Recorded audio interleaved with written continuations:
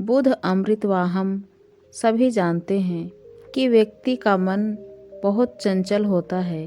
यही कारण है कि मन अशांत रहता है और कई तरह के सवालों का जन्म भी अशांत मन के कारण ही होता है।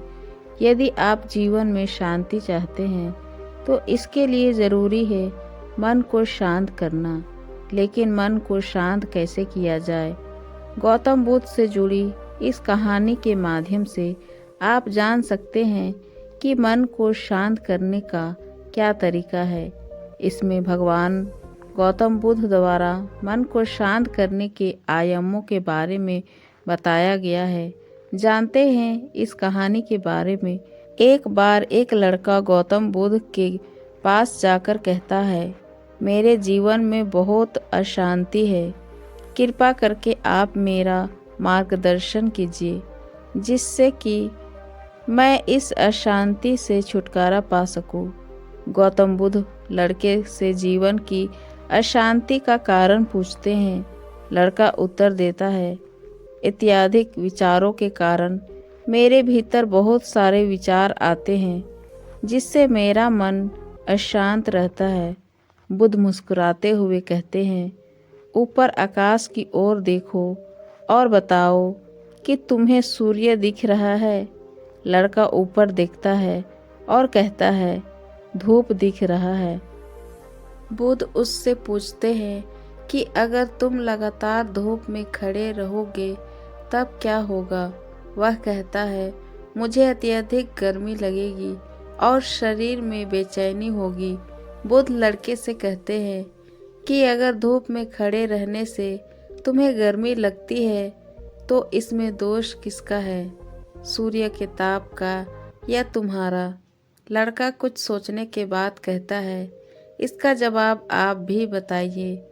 बुद्ध कहते हैं, सूर्य का काम है ताप देना और ताप का काम है गर्मी लगाना। ऐसे में दोष तुम्हारा ही है कि तुम धूप में जाकर खड़े हुए जिससे कि तुम्हें गर्मी लगी। तुम्हें अगर शीतलता चाहिए तो तुम्हें छांव में रहना है। ठीक इसी तरह चंचल मन का भी स्वभाव होता है विचारों और भावनाओं को जागृत करना।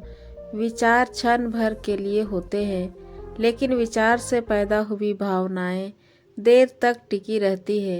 लेकिन ये तुम्हें निर्णय लेना है कि तुम्हें विचार और भावनाओं के साथ चलना है या अलग दिशा बनानी है। कैसे करें मन को शांत? बुद्ध कहते हैं, मन को शांत करने के लिए तन के आयाम पर काम करना सबसे आसान तरीका है। शरीर के स्तर पर हमारी कर्मेंद्रियां और ज्ञानेंद्रियां हैं। कर्मेंद्रियां कर्म और ज्ञानेंद्रियां ज्ञान से जुड़ी होती है। इससे हम अपनी संवेदनशीलता को बढ़ा सकते हैं, यानी हम जो भी काम करें उसे आनंद के साथ करें। मन के आयाम से हटकर तन के आयाम जाने से ही तुम्हारा चित्त शांत होगा।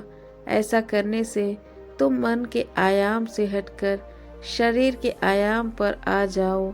ठीक उसी तरह जैसे तुम धूप से हटकर छांव में आ सकते थे। मन के आयाम से हटने पर तुम्हारी जागरूकता तन पर आ जाएगी। जब तुम तन के आयाम पर काम करोगे तब तुम्हारा चित्त शांत होगा। इसलिए हर काम को तन अपने मन के विचार और भावना को नहीं बल्कि सुर को सुनो। लड़का बुद्ध से कहता है, अपने भीतर के सुर को कैसे सुने?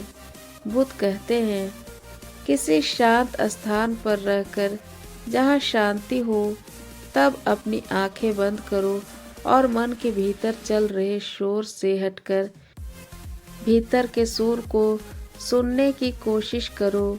सुर निरंतर चलता रहता है, लेकिन बाहर के शोर के कारण तुम अपने मन के भीतर चल रहे सुर को नहीं सुन पाते हो।